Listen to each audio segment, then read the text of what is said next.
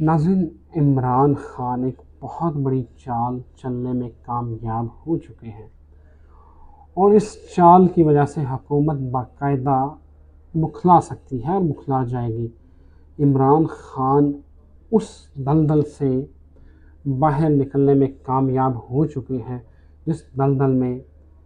نواز شریف پھنسے تھے، یوسف رضا گیلانی پھنسے تھے، اور وہ اتنا، میرا خیال ہے مشیران نے جناب کو، عمران خان کو کمال کا مشورہ دیا ہے۔ اب آپ سوچ رہے ہوں گے کہ عمران خان آخر ایسی کون سی چال چل چکے ہیں جس میں وہ حکومت کے لیے جو ہے وہ ایک بکھلاہٹ، حکومتی حلقوں میں بکھلاہٹ ہوگی۔ ناظرین، آپ یہ دیکھیں کہ عمران خان نے جو اپنے جلسے میں اسلام آباد ہائی کورٹ کی ماتحت عدلیہ کی جو جج ہیں زیبا صاحبہ، ان کے حوالے سے جو زبان استعمال کی، جو کہا کہ ایکشن لیں گے،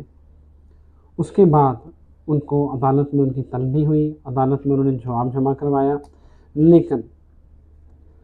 عمران خان، عدالت ان کے جواب سے مطمئن نہیں ہوئی اور عدالت نے انہیں ایک اور موقع دیا، جو کہ کل 8 ستمبر کو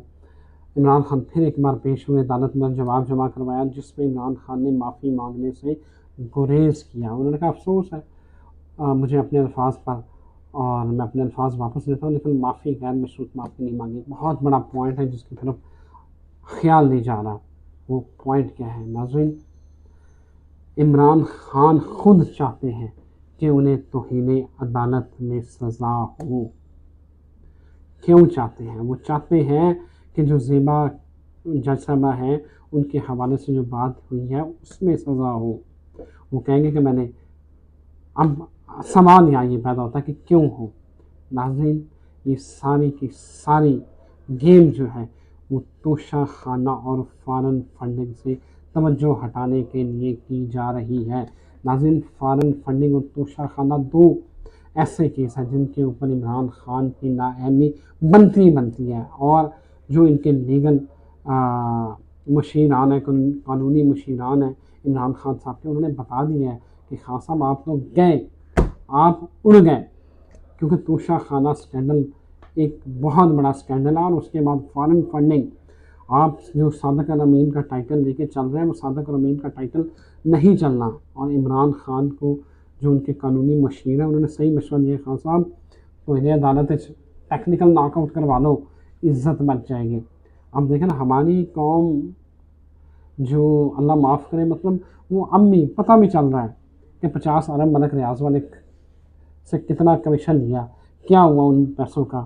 کس طرح جو ہے نا وہ ذاتی فائدے اٹھائے گئے۔ اور عمران خان صاحب جب صحافی نے پوچھا کہ وہ ہیرے کی انگوٹھی جو آپ نے لی، جب پیشی پہ آئے پچھلی پہ، تو ان کا یار ہیرا بڑی سستی چیز ہے، کوئی مہنگی جو ہے نا وہ کسی چیز کا نام دو، مطلب ان کے لیے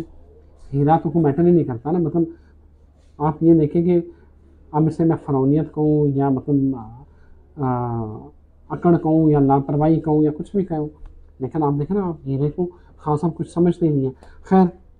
وہ ایک علیحدہ ڈبیٹ ہے۔ کل عمران خان صاحب نے کہا کہ گل گجرانوالہ کا جلسہ حقیقی آزادی کی تحریک کا آخری جلسہ ہوگا، اگلے نازک مرحلے کا اعلان میں جلسے میں کروں گا کہ ہم اسلام آباد مطلب کیا ہونا ہے آگے، میں کال دوں گا، کیا ہوگا۔ عمران خان صاحب باقاعدہ پلان کر چکے ہیں کہ وہ جو فارن فنڈنگ اور توشہ خانہ والا معاملہ ہے وہ ذلت والا معاملہ ہے، اور اس میں خان صاحب مبینہ طور پہ جو ثبوت اور حقائق ہیں اس میں پتہ چل رہا ہے کہ خان صاحب نے جو ہے نا وہ غبن تو کیا ہے، گھپلا تو کیا ہے، کوئی چھوٹا موٹا نہیں، بڑے ہاتھ پائے نے۔ تو خان صاحب چاہ رہے ہیں کہ اس معاملے تو، کیونکہ جڑی پہلی نااہلی ہوگی وہی یاد رہتی ہے، بعد والی نااہلیاں کون یاد رکھتا ہے، تو معاملہ وہی ہے کہ وہ چاہ رہے ہیں کہ یہ عمران خان صاحب جو ہے نا وہ اس توہین عدالت والے معاملے میں ناک آؤٹ ہو جائیں، نہ کہ اس توشہ خانے والے معاملے میں۔ یہ میں آپ کو بڑے اتھینٹک جو ہے وہ ذرائع ان سے یہ خبر بتا رہا ہوں کہ یہ پورے کا پورا پروسیس اور پورے کا پورا یہ معاملہ جو ہے نا وہ ایک پلانڈ طریقے سے چلایا جا رہا ہے۔ اور خان صاحب توشہ خانہ والے جو ریفرنس ہے اس سے پہلے یہاں سے جو ہے نا وہ نااہل ہونا چاہتے ہیں کہ اس کے بعد وہ عوام میں نکلیں اور بتائیں کہ یہ دیکھیں میرے ساتھ زیادتی ہوئی ہے، وہ وہاں تو آپ گھڑی چور ثابت ہو جائیں گے، اور فارن فنڈنگ لوگوں کا پیسہ چوری کرنے میں آپ جو ہے نا وہ آپ کی کنوکشن ہوگی۔ تو خان صاحب بڑا ٹیکنیکلی چل رہے ہیں، تو خیر دیکھیں اب 2 ہفتوں بعد جو ہے وہ